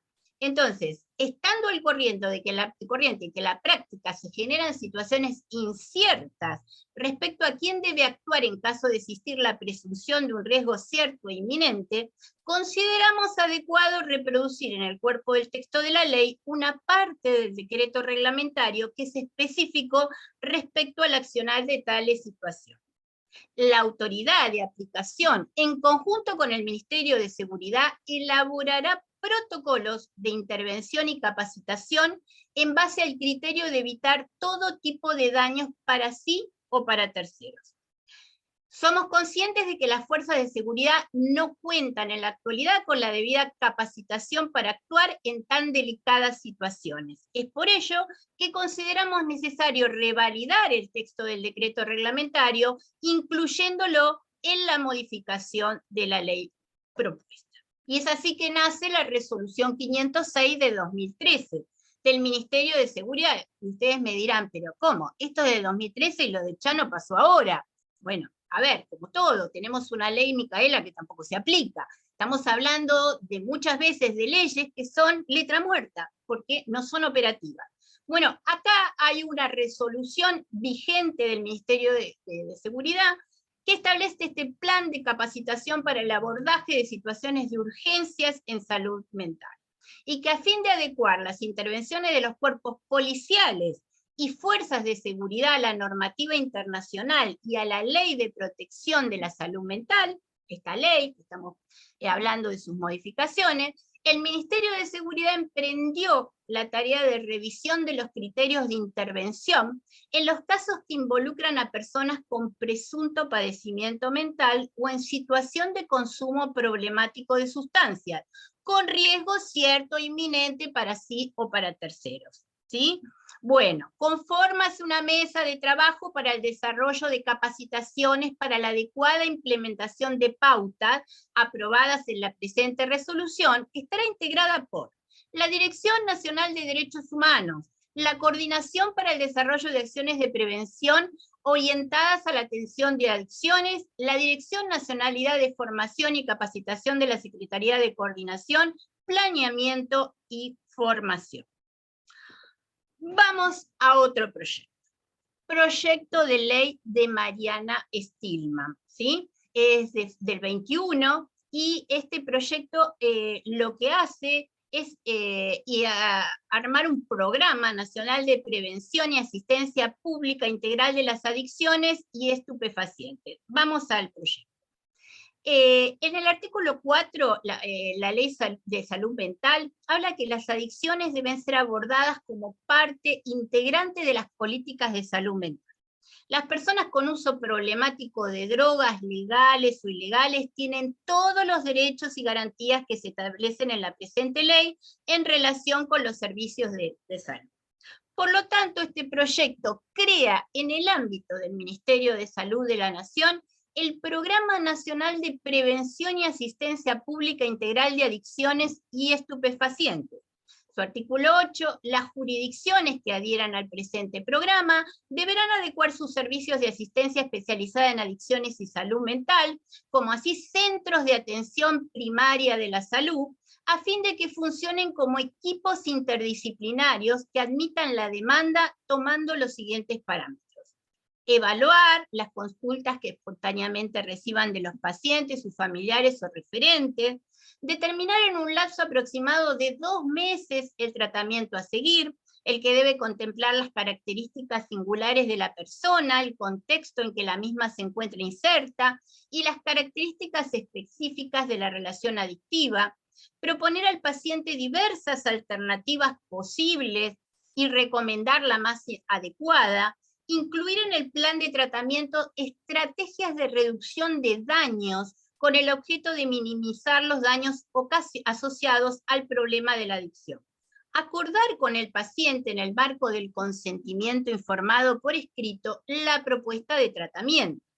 llevar adelante los tratamientos psicológicos y psiquiátricos en los casos que así se determinen, pudiendo ser estos individuales, familiares, grupales, hospital de día u otros dispositivos según la necesidad de cada situación particular. Asegurar la internación según los mecanismos que establezca la reglamentación para cada jurisdicción para situaciones de crisis y otras situaciones que el plan de tratamiento determine, procurando que esta sea una medida de último recurso y por el menor tiempo posible. Acá me habla de crisis, no me habla de riesgo cierto e inminente. Y el artículo 28, que también lo van a modificar, me dice que las internaciones de salud mental, está vigente de la Ley de Salud Mental, deben realizarse en hospitales generales. A tal efecto, los hospitales de la red pública deben contar con los recursos necesarios. El rechazo de la atención de pacientes, ya sea ambulatorio o internación, por el solo hecho de tratarse de problemática de salud mental, será considerado acto discriminatorio. Vamos a la realidad. ¿Ustedes creen que en los hospitales generales se puede atender personas con un brote psicótico cuando faltan camas? Y sobre todo con la necesidad que esa persona quizás tiene de deambular y tiene que estar ahí al lado de otro que, por ejemplo, recién salió de una operación y está postrado en una cama. Bueno, acá volvemos a lo mismo, volvamos al tema presupuesto. Entonces, ¿qué es este proyecto? Bueno, este proyecto dice que en realidad esto no es posible. Vamos a crear unidades de desintoxicación hospitalarias en hospitales públicos. Bueno, dispones entonces la creación de unidades de desintoxicación hospitalarias adjuntas a los hospitales públicos nacionales. Es decir, que yo voy a tener que construir especialmente estas unidades, estas salas, estos consultorios. Voy a tener que contratar más personal específico, con el objeto de brindar asistencia sanitaria y gratuita a toda persona dependiente de cualquier sustancia adictiva, que presente una dependencia psicofísica severa o presencia de patología orgánica que aconseje una supervisión permanente. Y acá me habla de qué es una unidad de desintoxicación. Son dispositivos específicos destinados a la desintoxicación de usuarios de cualquier droga o sustancia de abuso que presenten problemas de salud y que requieren, por tanto, un estrecho control y cuidado médico. Ojo que está buena la idea. Necesitamos plata, volvemos a lo mismo. A los fines de esta ley se entiende por desintoxicación al proceso agudo destinado a remontar los fenómenos de la abstinencia, por la cual pasa todo adicto a las drogas, que interrumpe el consumo de las mismas hasta que su organismo vuelve a un estado estable y autorregulado de funcionamiento. Estas unidades de desintoxicación se adscribirán a los hospitales públicos pertenecientes al Estado Nacional, dependiendo de los mismos orgánica y estructuralmente. Estas unidades estarán aisladas del resto de la estructura hospitalaria, contando con todas las instalaciones necesarias para el desarrollo pleno de su objetivo.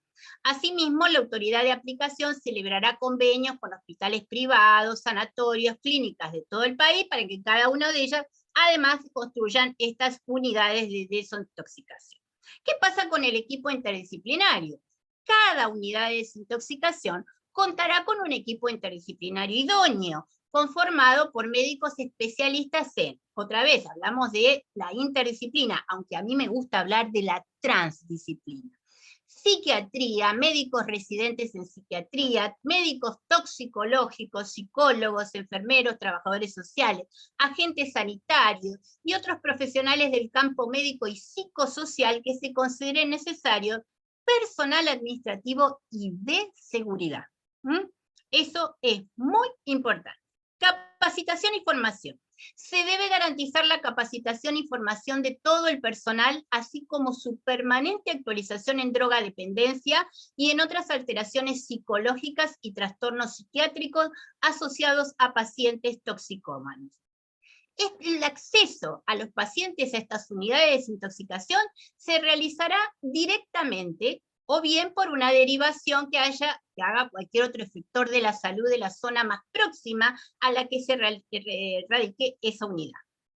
el paciente podrá ser admitido para el tratamiento por voluntad propia, por orden judicial, por solicitud del representante legal en caso de menores de edad, o a pedido de los familiares, ascendientes, descendientes, parientes colaterales hasta el 4º grado de consanguinidad o 2º de afinidad, y de personas convivientes, siempre y cuando el equipo médico determine que existe peligro inminente de que la persona se dañe a sí misma o a los demás, o que la misma no tenga conciencia de la gravedad de su estado. Volvemos con el peligro inminente.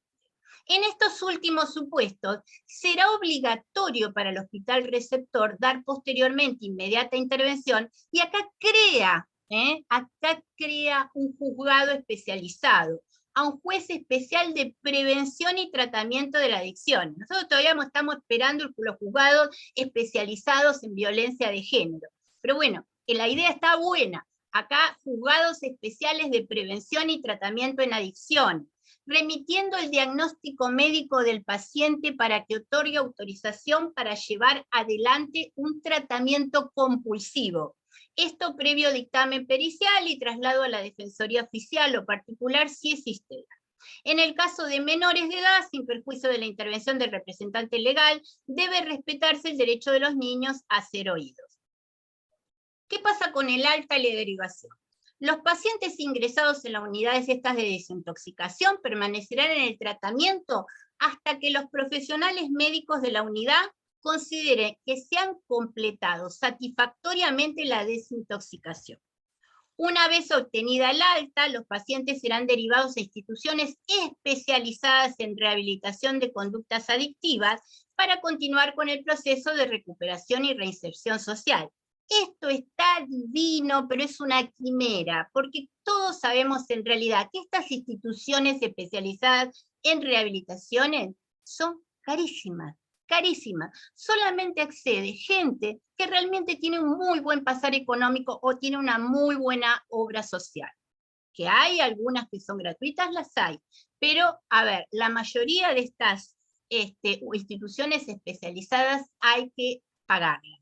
¿Qué pasa acá? También tiene que haber la atención a estas familias que acompañan a estas personas adictas. Y estas brindan actividades de apoyo, estas unidades, y orientación a la familia de los pacientes internados sobre prevención y tratamiento de adicción. También habla de centros de recuperación de las adicciones y revinculación social. Entonces, además de esos centros de desintoxicación, este proyecto dice, bueno, vamos a construir centros de recuperación. Se dispone la creación de centros dedicados al tratamiento para la recuperación de adicciones y revinculación familiar, laboral, social de las personas adictas, que hubieran completado previamente el respectivo tratamiento de desintoxicación. Los mismos tienen como función acompañar al adicto hasta su recuperación psicofísica y la incorporación en la sociedad. Esto es importantísimo, restableciendo los vínculos afectivos. La mayoría de estas personas en este trayecto quedan solos. Los vínculos afectivos y sociales necesarios para su desarrollo humano saludable, así como su incorporación o reinserción en el ámbito laboral y profesional. El equipo profesional, bueno, también tiene que ser un equipo interdisciplinario, y tiene que haber un tratamiento gratuito garantizado. Bárbaro. La autoridad de aplicación debe garantizar plazas necesarias para que todos los habitantes de la nación con problemas de adicción tengan la posibilidad de recibir un tratamiento gratuito en un centro de recuperación y revinculación social a lo largo de todo el territorio nacional, manteniendo una cercanía razonable al domicilio de pertenencia o donde residiera el familiar o persona a cargo. A tal fin, la autoridad celebrará los convenios correspondientes, ¿sí? Bueno, y tiene que tener todo esto. Después yo esto se lo dejo, ustedes lo leen, la idea es que lo lean, no voy a llegar a ver todos estas filminas, pero para que ustedes lo vean detalladamente.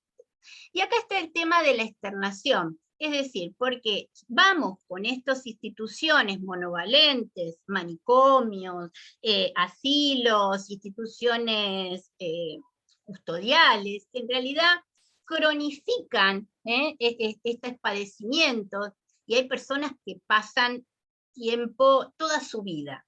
Entonces, ¿qué pasa cuando en realidad pueden salir? Tiene que haber un tránsito.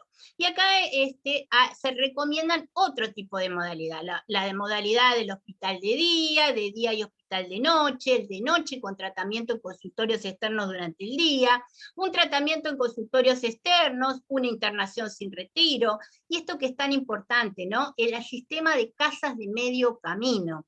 En Cava hay una casa de medio camino, que es la casa de Pedro Goyena, donde mujeres embarazadas y con hijos que padecen salud mental, luego de su externación pueden vivir, como máximo son 10, 12 personas, hasta que realmente están preparadas para salir a la sociedad. Bueno, en esos casos siempre también hay un equipo interdisciplinario donde los capacita laboralmente, hay talleres de artes y oficios, pero convengamos que no hay presupuesto nacional en todos lados para que existan estas casas de medio camino. También se les da el tratamiento psicológico y psiquiátrico que necesitan. Bueno, hay propuestas también de tratamiento dentro de las casas de medio camino, y según el informe de la INADI, aproximadamente el 70% de las personas internadas continúan en los hospitales psiquiátricos una vez terminado el tratamiento. Entonces, las casas de medio camino son dispositivos integrales de vivienda asistida con fines terapéuticos para atención de la salud mental, desde ya que tienen carácter transitorio, y prepararlo a ese paciente para su reinserción social y laboral. Y la idea es que no permanezcan por más de un año. Y en el mismo proyecto se incorpora el artículo 5 bis, que se entenderá como manicomio, neuropsiquiatro, instituto monovalente de internación. A todo hospital, institución o dispositivo público o privado, cuya estrategia terapéutica en materia de salud mental se encuentre basado en el abordaje de los padecimientos de salud mental en exclusividad, reduciendo la complejidad propia de cualquier persona a los caracteres de trastorno o patología mental, o presumiendo la incapacidad a partir de un diagnóstico clínico psiquiátrico, que se caracteriza por ausencia de estrategias terapéuticas con anclaje territorial y o comunitario, consagrando la internación como elemento prioritario de tratamiento, favoreciendo el aislamiento y la desvinculación respecto de lazos sociales, familiares y culturales, en detrimento de la autonomía, la libertad y la autodeterminación. En Argentina, hoy, 2022, hay 12.035 personas que viven distribuidas en 162 manicomios, públicos y privados del país. Y el promedio de tiempo, en realidad son 8 años, pero algunos llegan a estar 12 años y medio. Pasan toda su vida ahí. Estos institutos manicomiales, estos institutos monovalentes, existen. Por ejemplo, el Borda. Cuando era la época estricta de la pandemia, un interno del Borda de 70 años salió a pasear, a dar un paseo, y fue atacado por una jauría de perros que se lo comió. Es decir, a ese nivel, ya directamente se había pedido, el CELS había pedido a través de un amparo que se tomaran medidas necesarias para proteger a la gente que seguía viviendo en el Borda, que sigue viviendo en el Borda, no solamente por los perros, sino en las condiciones que estaban viviendo, y que no se tomaban las medidas necesarias para evitar los contagios por el COVID. Lamentablemente llegaron tarde. Ese hombre lo encontraron muchísimas horas después muerto, y esta no es la primera vez que sucede. Esto de las jaurías que matan a los internos también ha sucedido en Oppendorf, en una colonia que llaman Cambrai, no solamente acá, también en Uruguay y todo. Y lo que falla en realidad no es solamente esto del cierre, porque todos sabemos que no han construido, todo esto es ideal, lo que yo estoy hablando, estos proyectos, están muy buenos, pero para construir esto necesitamos plata, necesitamos presupuesto. Y el presupuesto hoy de salud mental no alcanza ni al 1,7%. Entonces, todas estas proyectos, digamos, o en realidad estamos hablando como si estuviéramos en el primer mundo, porque si ustedes vieran la cantidad de resoluciones que hay con respecto no solamente a esta construcción de determinados lugares como para trasladar a estas personas para que terminen de reinsertarse socialmente, hasta establecen la cantidad de metros cuadrados, cómo tiene que ser la iluminación, cuánta espacio verde tiene que haber, cuando en realidad no hay nada, porque estamos hablando de lugares públicos. ¿Qué habla este proyecto? ¿Cuál es el fundamento de este proyecto? El proyecto dice, tiene la intención de abordar la problemática de los estupefacientes desde varios aspectos. La prevención y la asistencia de las adicciones, la lucha contra el narcotráfico, la despenalización del consumo como principio de reserva del individuo y las medidas curativas para los adictos a estupefacientes que resulten sometidos a proceso penal por serle imputado algún delito. Es como la vara me parece muy alta en realidad. El flagelo de las drogas tiene muchas complejidades y abordarlas con la amplitud y responsabilidad que requiere el caso es un deber irrenunciable del Honorable Congreso.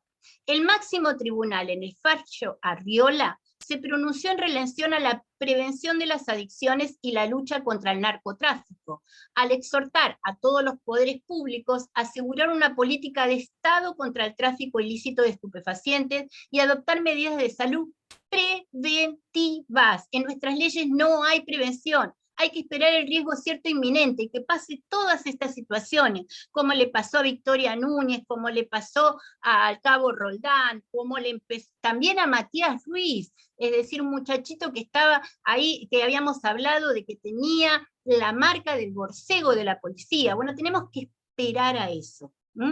Desde ya que está todo enfocado hacia mejorar la situación del grupo de los vulnerables. Y la finalidad es desarrollar un sistema público de asistencia universal y gratuita para el abordaje de la problemática de las adicciones. La creación entonces de estas unidades de desintoxicación hospitalaria y esos centros de recuperación que garanticen el tratamiento gratuito para todos los habitantes de la nación. Es decir, ya sea a través de crear unidades o instituciones públicas estatales para quienes no cuentan con cobertura médica, como de la pertinente cobertura médica integral de todo el tratamiento a través de obras sociales, prepagas y demás prestadoras de salud privada, en instituciones privadas creadas o adaptadas al efecto en cumplimiento de la presente ley.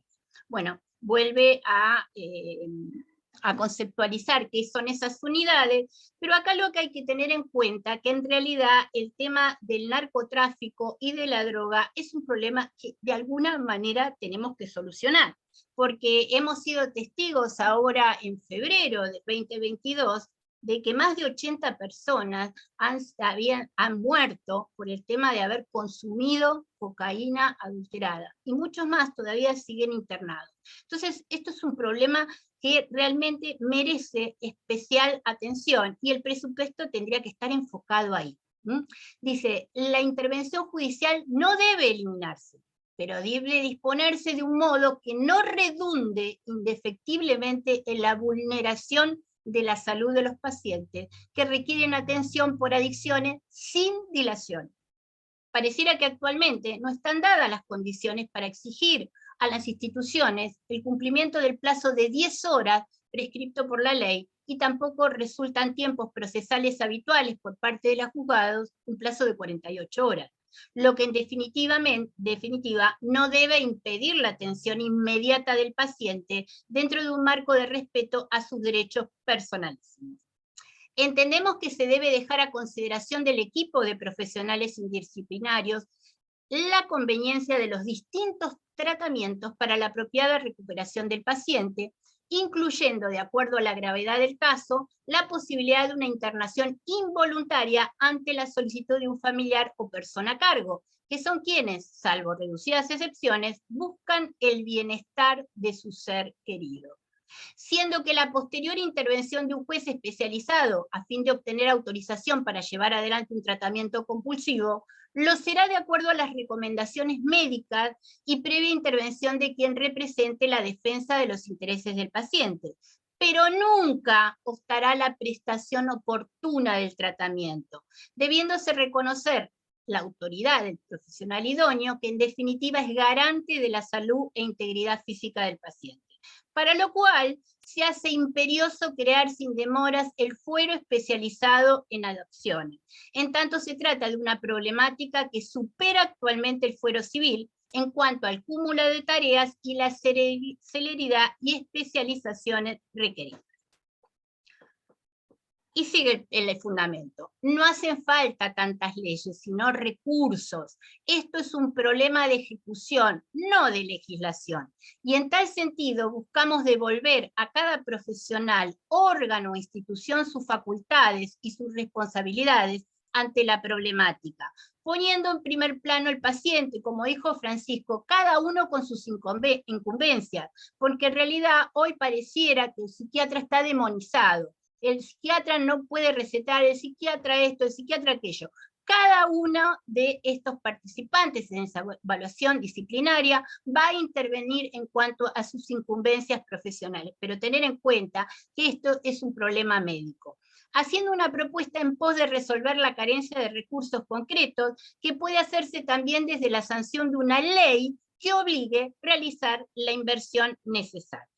Conforme el citado Farrillo Arriola, se advierte que otro de los considerandos, el tribunal señala que la Oficina de las Naciones Unidas contra Droga y Delito indica que el informe correspondiente al 2007, miren todos los años que ha pasado, Argentina ha cobrado importancia como país de tránsito y que también hay indicios de producción local de cocaína. Allí se agrega que nuestro país lidera el ranking latinoamericano en estudiantes secundarios que consumen pasta base de cocaína, conocida como Paco. También el consumo de Paco ubica a Argentina, Chile y Bolivia como los países con más injerencia en la región y en el mundo. En el año 2006 se presentó el informe Paco, la punta del iceberg, cuando la aparición de esta sustancia psicoactiva ponía de manifiesto con la República Argentina, se escondía un mundo subyacente mucho más complejo, desconocido, violento, casi indescifrable para el aparente. Y ese informe indagaba con profundidad un tema que aún no había sido abordado desde la aparición del flagelo del consumo masivo, principalmente por parte de clases sociales más desventajadas de la pasta base de la cocaína.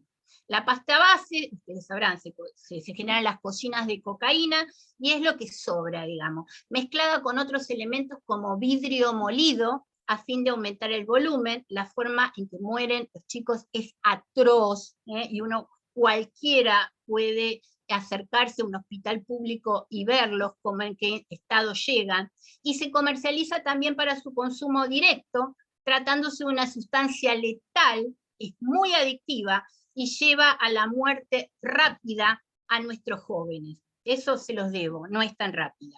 Y en este proyecto se introduce un agravante de pena para aquellos que los comercializan. Habla de las organizaciones del narcotráfico y también, esto me parece importante, hay un proyecto, lamentablemente, aún hoy sigue siendo proyecto, de resolución de citación de la ministra de Salud y el director de Salud Mental y Adicciones para que un informe verbal respecto de las políticas públicas de salud mental. Este proyecto es de la diputada Marcela Campagnoli, cofirmante, y lo que solicita es que se informe cuáles son las razones por las cuales aún no se da cumplimiento a lo dispuesto al artículo 32 de la Ley de Salud Mental respecto a la obligación del Poder Ejecutivo de destinar el 10% del gasto total de salud a salud mental. En un contexto de pandemia que implicó el aislamiento social de la población con una gran afectación de la salud integral de las personas, ¿por qué los recursos destinados a salud mental en el presupuesto aprobado para 2021 representan el 1,47%? ¿Qué acciones se implementaron para fortalecer el primer nivel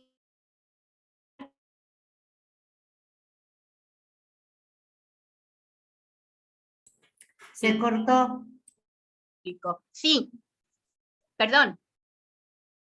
¿Se cortó? Ya se te escucha, al menos yo te escucho ahora.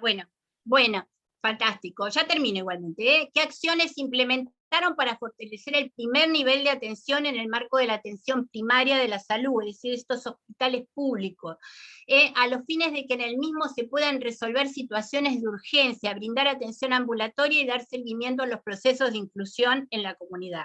¿Qué medidas se adoptaron a los fines de garantizar la disponibilidad de servicios de salud mental en los hospitales generales públicos y privados?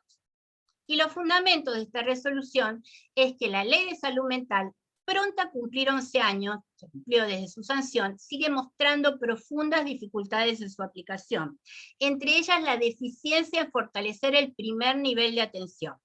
En la actualidad estos centros son escasos, los que hay carecen de recursos para resolver situaciones de urgencia, brindar atención ambulatoria y dar seguimiento a los procesos de inclusión en la comunidad.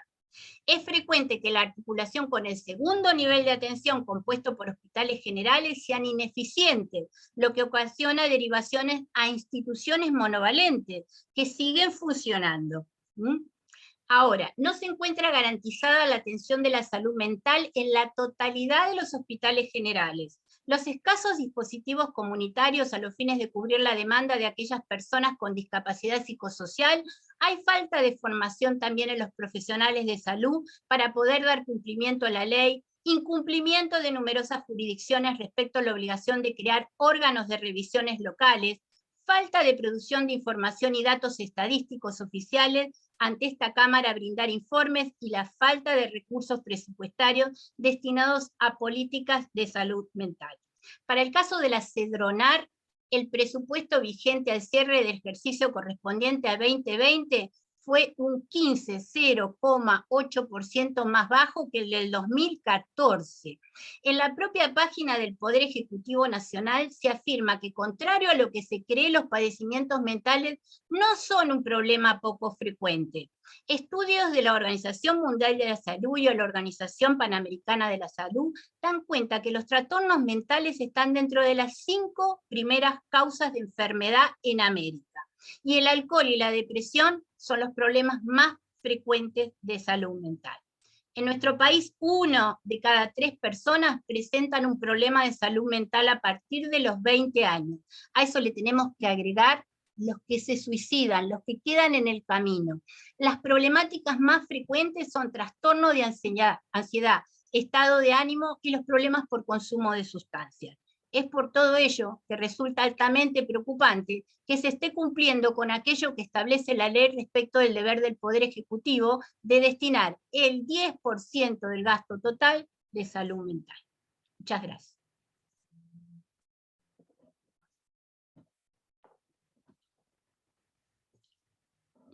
No sé si hay alguien... Gracias a usted, doctora.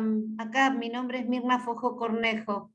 Gracias por haber, excelente su charla y lo que ha hecho llegar como proyecto, pero yo le voy a dar mi apreciación. La verdad que como abogada, ni siquiera le voy a hablar como ciudadana, voy a hablar como abogada. Vergüenza siento de un sistema jurídico que tenemos, un sistema que no funciona, que no da respuesta en el 90-95% en todo el país. Y que nosotros, en este caso yo soy de Córdoba, provincias como ustedes, la primera, Buenos Aires, Córdoba, la segunda, Santa Fe, con un problema de narcotráfico tremendo, narcoestado prácticamente. Estemos como estamos. Ni siquiera somos capaces la comunidad intelectual de intervenir, y no hablo desde una bandera política, porque son todos iguales. Hablo como nación, ¿no? ¿Cómo no tenemos capacidad nosotros de unirnos, que somos los que sabemos que el poder más importante de una, entre comillas, democracia, es el poder judicial? Es esto, ¿no? La justicia. Es lo que quería expresarle, doctora. Muchísimas gracias, Mirna. Increíble, sí, no, increíble, increíble, porque muchísimas gracias, vos Mirna. lo has Acá hay un sufrido. problema sí, yo siempre en mis charlas digo lo mismo. Acá hay un problema en nuestro país de inflación legislativa, pero Claro. hay esta inflación legislativa y las pocas leyes que se pueden realmente cumplir no se cumplen porque falta realmente implementar las medidas para hacerlas cumplir. Y yo creo que este clamor social que hoy en día se escucha, y yo creo que de todos los ámbitos, nosotros somos abogados, pero no dejamos de ser personas, y no estamos exentos que nuestros hijos, con alguna persona que queremos mucho, esté pasando por esa situación. Y nos va a quedar corto ser abogados, porque con eso no vamos a poder hacer nada. Tampoco vamos a poder hacer nada con los proyectos, son proyectos nada más. Después vamos a ver la práctica de todos esos proyectos. Yo les voy a mandar 2 PowerPoint, porque en realidad, es decir, para que tengan distintas miradas. A decir, los que legislan también, parece que legislan para Suiza, no legislan para Argentina. Es decir, porque tenemos que tener en consideración para quién estamos legislando. ¿Qué es lo que Argentina ahí está el problema, ahí está el problema, doctora, ahí está el problema. En los poderes, el Estado ausente no existe. Y en los poderes, el legislativo. O sea, ahí está el tema, pero no hacemos nada. Hay un sector. Bueno, ya ver proyectos es hacer algo. Yo creo que por eso yo le decía, acá cuando realmente hay un proyecto de ley, no trabajan solamente los legisladores, trabajan organizaciones sociales, trabaja la sociedad entera. Ustedes saben que hay reuniones, tanto en diputados como en senadores, donde realmente se hablan de estos proyectos, uno puede dar sus opiniones. Yo creo que hay que estar dentro de ese tipo de cocina, hay que involucrarse en esas situaciones, ¿sí? Y el tema de la ley de salud mental es un tema muy especial porque toca, yo creo que a todo el mundo lo toca, aristas muy importantes. Si tenemos en cuenta estas estadísticas, que es tan alto el nivel de personas, que es lógico porque vivimos en una situación de estrés permanente, es decir, nadie está exento de caer en las adicciones hoy en día porque es moneda corriente y hasta lo hacen parecer como que es algo necesario para vivir. Entonces, en un punto, nosotros tenemos que pensar, por el solo hecho también de ser más grandes, de cumplir años, que vamos a tener un padecimiento de salud mental. Desde ya avanza muchísimo el Alzheimer, situaciones neurológicas muy complicadas, pero bueno, todo eso tiene relación con la salud. Hablamos de la salud y pareciera que la salud mental es otra cosa, como que tiene, digamos, una identidad inferior que la salud física, pero lamentablemente yo puedo estar divina, pero si estoy postrado en una cama y no sé dónde estoy, es decir, no tengo noción espacio-temporal, en realidad soy un vegetal. Entonces la idea es comprender todo en su magnitud, ¿sí? Y como un todo, porque la salud es eso, es un todo, y para tener en cuenta y que nos llenamos la boca todos de los tratados de derechos humanos, hay que empezar por implementarlo, porque si no es solamente para, digamos, es cotillón, como dice una conocida actriz, esto es cotillón. Es decir, nos llenamos la boca de que existe esto, existe el otro, adherimos a esto, adherimos a aquello, no estamos preparados para nada. ¿Para qué adherimos si no tenemos posibilidades de cumplirlo? Bueno, perdonen porque... la verdad, le agradezco muchísimo desde el Instituto de Salud, la verdad que le agradezco muchísimo. Yo tuve la suerte de trabajar y seguir trabajando, ahora estoy justamente en el ámbito de salud mental, en el ministerio, pero siempre trabajé como abogada en hospitales públicos y realicé siempre capacitaciones. Por eso es que con Pachila, que también estamos trabajando en salud, es como que juntamos las dos áreas bastante, digamos... Y es muy interesante juntar estas áreas. Claro, yo durante uno lo puede ver desde otro ámbito. Perdón, yo trabajaba en la Procuración General y durante 35 años me tocó internar gente, y realmente gente muy vulnerable, y yo hablo desde lo económico, porque estaba en lo que se llamaba el patrocinio jurídico gratuito del gobierno de la Ciudad de Buenos Aires, hoy tiene otro nombre, y realmente la conjunción de la salud mental con personas que no tienen los medios necesarios es como vivir en esta vida un infierno. Y yo creo Y que un poco justamente lo que me gustó del tema de las propuestas, y más allá de que es verdad que nos da vergüenza, que a veces no se enoja, todas estas situaciones, pero yo lo miro desde otra óptica, o sea, desde una óptica un poquito más, quizás positiva, por decirlo de alguna forma. Claro. Y yo creo que hay muchas cosas que, si bien es verdad, hay que cambiar leyes, hay que generar recursos, todo eso estoy totalmente de acuerdo. Pero también veo que desde parte de las distintas otros tipos de profesiones, que son las que están más relacionadas con la atención médica de los pacientes con salud mental, y me van a odiar las trabajadoras sociales, los psiquiatras y los psicólogos, pero bueno, yo trabajo con ellos a codo.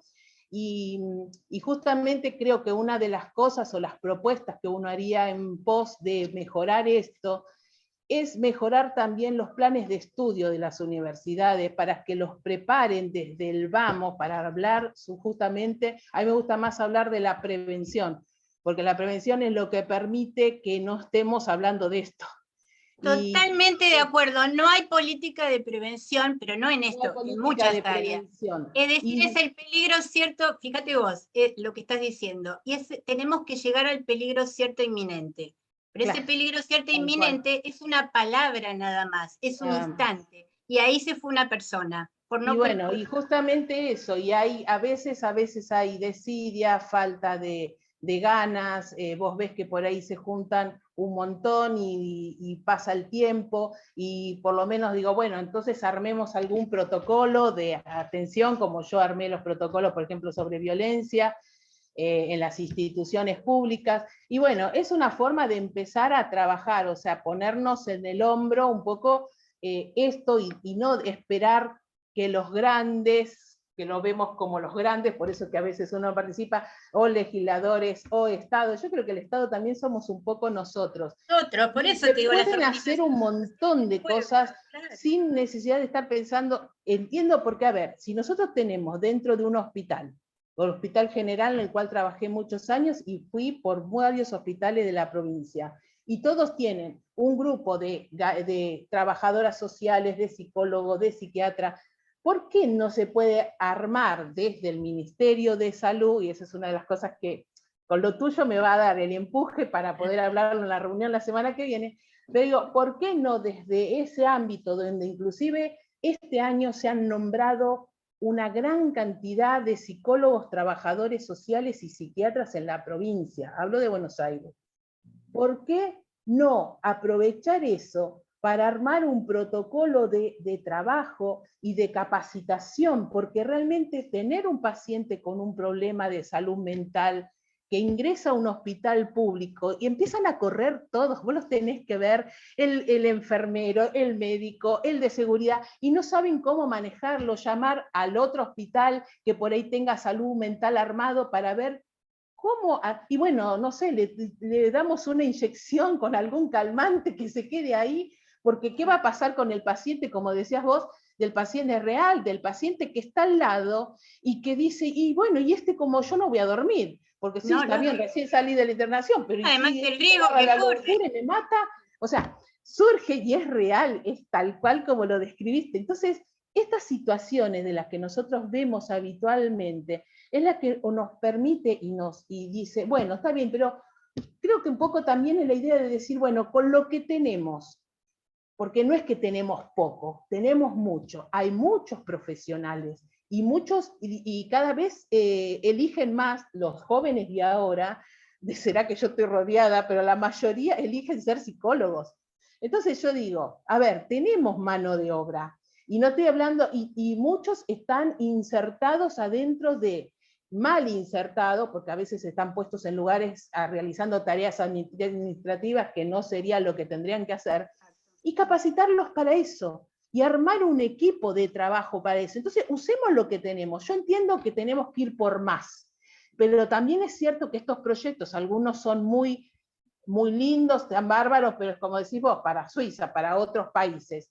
Es como que aspiran a mucho, digamos, como que aspiran mucho. No está mal, te digo, no, uno tiene que aspirar. Hay que aspirar mejor, siempre a más, pero empecemos a usar lo que tenemos. Claro, pero tengamos algo en cuenta que lo puse en el Power 30 veces. Presupuesto. Claro, pero armemos algo con lo que ya tenemos, con la gente que ya está nombrada. Yo tuve que intervenir como jurado en gente que para ingresar a los hospitales, y entraron un montón de cargos. Entonces digo, pero no alcanza eso. Tenemos. María, No alcanza, pero a ver, los que tenemos no lo usan para eso tampoco. Exacto, lo usan para hacer tareas estadísticas, administrativas, que eso tranquilamente, sin necesidad y sin desmerecer su trabajo, pero a ver, pones una administrativa para hacer una encuesta a una señora para después darle una medicación, no lo podés tener todo un personal, 4 o 5 trabajadoras sociales para hacer eso. Pero además vos podés tener el mejor cardiólogo. Mirá, de otra manera. Claro, vos podés tener el mejor cardiólogo, 30 cardiólogos, el mejor anestesista, pero si no tenés una sala equipada con la mejor, viste, los mejores aparatos, los últimos aparatos, como para sacar adelante el paciente, esa cantidad de profesionales solo no alcanza. Hay que capacitarlos, bueno, hay que capacitarlos. Sí, no, y vuelvo a lo mismo, y poner plata para que todo funcione y que esté, lo que es necesario que esté en ese lugar. Pero bueno, yo no estoy lamentablemente. Quería colaborar porque realmente te escuchaba y digo, me sentía y era como que digo, me seguís dando letra para seguir la semana que viene hablando. Mira, tengo 10 años, podemos seguir hablando de esto. Espero que les sea útil los PowerPoint. Ahí van a tener, yo creo que 4 o 5 proyectos, hice 2 PowerPoint para que ustedes lo tengan y lo vayan leyendo. Y saquen sus propias conclusiones, porque de todos los proyectos ustedes van a poder sacar algo positivo para poder aplicar. Y eso me parece interesante, pero para eso necesitamos tiempo. Así que bueno, por mi parte yo los saludo, vuelvo a agradecerle a todos los que se han quedado durante todo este tiempo, porque es una gesta hoy quedarse en un Zoom hasta último momento. Les puedo asegurar que me pasa a mí también, es decir, paso la primera hora y ya me voy cayendo, es decir, porque es así, en realidad nos cuesta hoy prestar atención más de media hora, yo no sé qué nos pasa, el tema de salud mental, así que bueno, les agradezco un montón, para mí fue un placer compartir con el doctor Francisco Filippini, que la verdad que lo admiro muchísimo, y que me haya invitado, bueno, realmente... Necesitamos más asesores así. Necesitamos, no, por favor. Necesitamos así, y bueno, María Amelia, te agradezco muchísimo. No, por favor. Y bueno, les mando un beso a todos muy grande. Gracias. Muchísimas gracias. Buenas tardes. Buenas tardes. Chao, buenas tardes a todos. Buenas tardes. Hasta luego.